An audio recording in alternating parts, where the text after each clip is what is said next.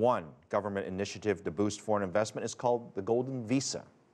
Non-EU residents can qualify for residency by buying a home worth at least 500,000 euros or roughly $570,000. Rachelle, Akuffo spoke to David Roman of the Wall Street Journal about whether this initiative works.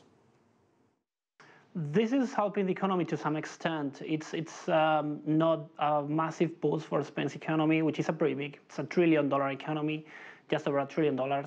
So it's not that significant, but it makes a difference. The program was started only in late 2013, and it's already attracted several hundreds of new visa holders in Spain, new residents coming to the country and bringing in investment. And yeah, it's been the sort of modest success that the government was envisaging all around. Now, who's the target market for this initiative? Some are saying it's entrepreneurs. Is it really open to anyone, or is it more targeted towards entrepreneurs? Yeah, well, this initiative is one of a handful of several measures that the government is looking at, some steps that are being taken in order to make the country more competitive and more attractive to people who make business. Spain in Europe is traditionally a country that attracts a lot of foreign residents, but many of the residents, especially from Northern Europe, they come to the country to retire rather than to actually engage in economic activity. They became retirees and they buy houses on the beach, and they essentially just spend their savings. What Spain wants is to have some more activity coming from these expatriates, having people make new businesses. And to that, it's changing the laws, making it easier to hire and fire workers. But still, Spain faces pretty significant barriers when it comes to that. It's not a very business-friendly country. It has pretty significant taxes, and it has some barriers that some people are finding hard to overcome.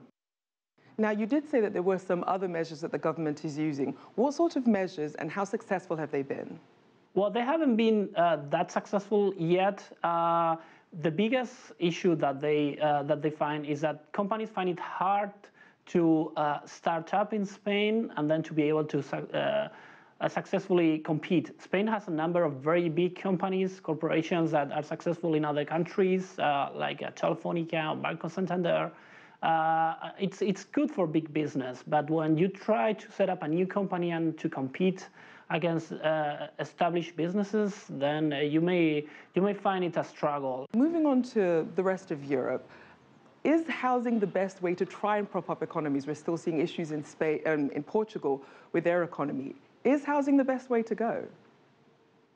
Yeah, well, all of the countries in Southern Europe has been, to several degrees, they all have been successful in making their way out from the deep recession in which they were a couple of years back. Even Greece was getting some measure of economic growth.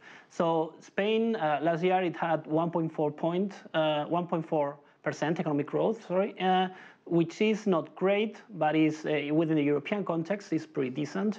Now the economy is growing above 2%.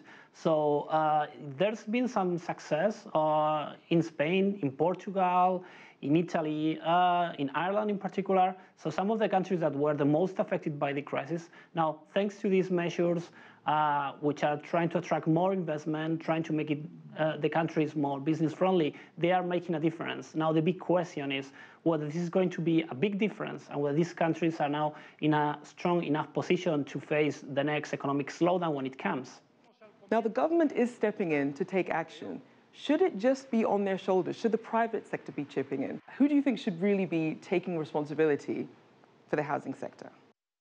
Yeah, the government is definitely leaning on the private sector to get this done. The government can't really hire a lot more. The government is not in a position to take big initiatives because Spain and all of these countries, they have already pretty high debt levels. They have pretty significant budget deficits. They can't really invest a lot more than they do. So it really is out of the question for governments to embark on big investment projects. So it's not just in Spain, but all over. The focus is on the private sector to be incentivized in order to get this done.